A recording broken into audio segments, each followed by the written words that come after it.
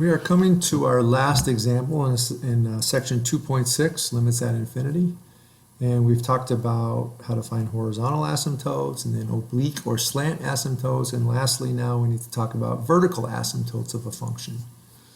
Okay, so the vertical asymptotes of a function are where if x is approaching a set number either from the right or the left, the function actually approaches plus or minus infinity. So let's go through and do one more example, example 23, where we find horizontal and vertical asymptotes of the following functions. So for horizontal asymptotes, remember what we want to do is we want to take the limit of this rational function as x approaches plus or minus infinity.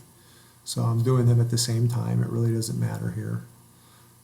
So the highest power of x I see in either of the numerator and denominator is x, so I multiply above and below by 1 over the highest power, 1 over x, 1 over x.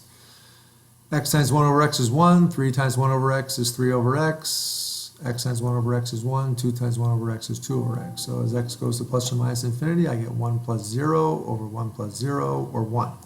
So I have a horizontal asymptote at y equals 1. Now for vertical asymptotes, I have to look myself first and say to myself, when does that denominator become 0 or get close to 0? It's when x gets close to minus 2, right?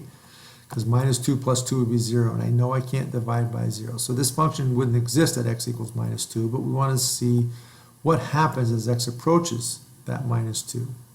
So as x approaches minus 2 from the left, right, minus 2 from the left means like minus 2.1 or minus 2.01 or minus 2.0001. It gets really, really close to 0, but it's a small, tiny negative number, right? It's always a little bit negative as x approaches minus 2 from the left of minus 2. So 1 over a small, tiny negative number would be minus infinity. The limit as x approaches minus 2 from the right, as x approaches minus 2 from the right, that would be like minus 1.9 or minus 1.99 or minus 1.9999, right? Add that to 2, that's always going to be like a really small, tiny positive number. That's what this notation 0 with the superscript plus means.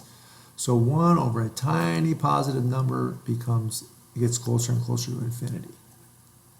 So what does that mean? That means that x equals minus 2 is a vertical asymptote. All right, so let's look at f of x equals minus 8 over the quantity x squared minus 4. So for horizontal asymptotes, again, I just look at the highest power of x in numerator and denominator. I see x squared, multiply above and below by 1 over that. Simplify, I get 0. Okay, so that means that y equals 0 is a horizontal asymptote. Likewise, for the vertical asymptotes, I have to ask myself, where does the denominator become 0? Well, x squared minus 4 becomes 0 when x is equal to 2 or minus 2. So we have to look at both 2 and minus 2, and we see that both of those make it approach infinity or minus infinity.